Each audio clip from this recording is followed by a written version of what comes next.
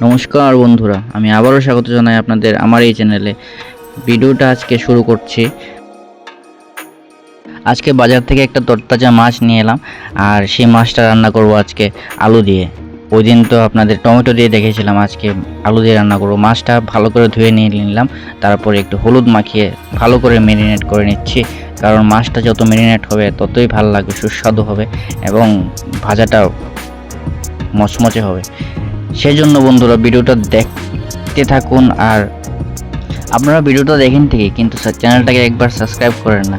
এদিকে তেলটা দিয়ে দিলাম, উনুনটা কড়াইটা গরম আছে, তেলটা দিয়ে দিলাম, সবগুলো উপকরণ রেডি করে নিলাম। পেঁয়াজ, আলু, মরিচ সেগুলো রেডি আছে, ছোটো একটা তেজপাতা রেডি আছে। আমার প্রথমে মাছগুলো ভেজে নিয়ে নেব, তারপরে আলুগুলো ভাজবো। তো ভিডিওটা দেখার জন্য অসংখ্য ধন্যবাদ আপনাদের। ভিডিওটা শেষ হওয়ার আগে একটা ছোট্ট একটা অনুরোধ করছি, চ্যানেলটাকে অবশ্যই সাবস্ক্রাইব করে নেবেন। আর ভিডিওটা কেমন হচ্ছে একটু কমেন্ট করে জানাবেন।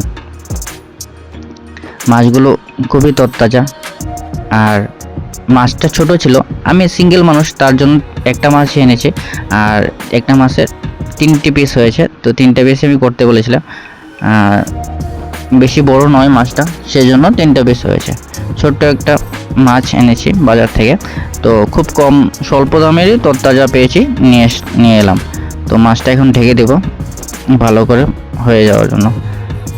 আমি গ্যাসটা ভালো করে মুছে রাখি, কারণ এটার মধ্যে এটা গ্লাসের তো মানে একটু তেলের ছিটকা বা কোনো কিছু পড়লে ভালো দেখা যায় না, সেজন্য মুছে রাখি গ্যাসটা। মাফ করবেন গ্যাসের চুলোটা। মাছটা এখানে ভাজা শেষ হয়ে গেল, তারপরে আমরা আলুগুলো ভেজে নিয়ে নেব। আলুগুলো ভাজার পরে সবজিটা রেডি করব। তো আলুগুলো এখানে দিয়ে দিলাম, খুব লাল লাল করে ভেজে নিয়ে নেব। আর ভিডিওটা কোন জায়গা থেকে দেখছেন আপনারা অবশ্যই জানাবেন, আর আপনারা কমেন্ট করলে আমি সেই কমেন্টগুলো আপনাদের ভিডিওতে পড়ে শোনাবো।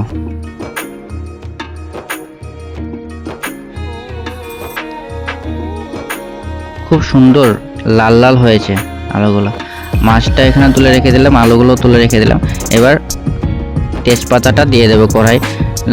তেলটা গরমই ছিল, একই তেলে আমি রান্না করব, মাছ ভাজার তেলটা দিয়েই রান্না করব।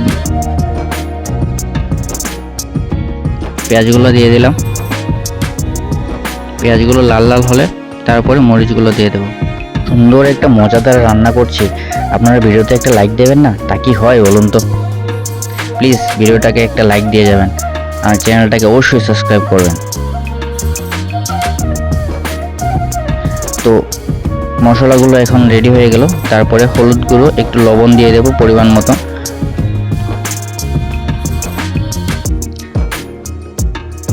এখন হলুদ দিলাম,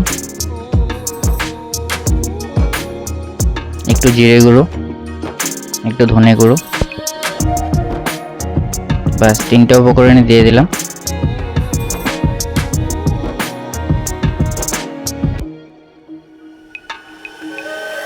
এবার স্বল্প পরিমাণে একটু জল দিয়ে দেব।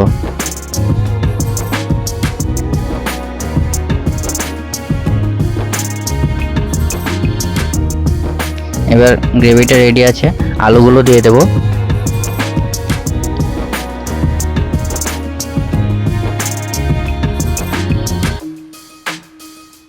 আলুগুলো দিয়ে দিয়েছি, এবার নাড়িয়ে চাড়িয়ে নিয়ে নেব।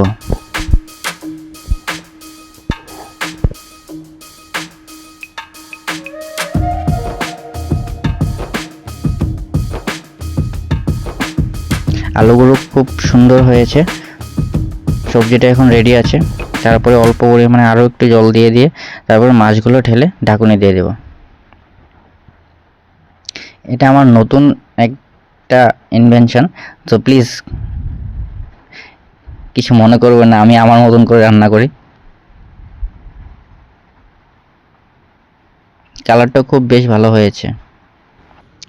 হঠাৎ করে ননভেজ খাওয়ার খুব ইচ্ছে জাগলো, তাই আজকে ননভেজটা রেডি করে নিলাম। তো জলটাও একটু হয়েছে ভালো করে সেদ্ধ। এবার মাছগুলো দিয়ে দেব, মাছগুলো দিয়ে ঢাকনিটা দিয়ে দেব। বা কি সুন্দর লাগছে দেখতে।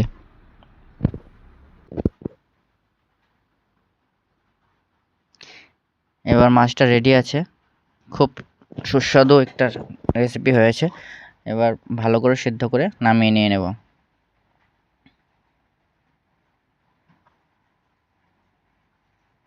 এটা আপনার জন্য,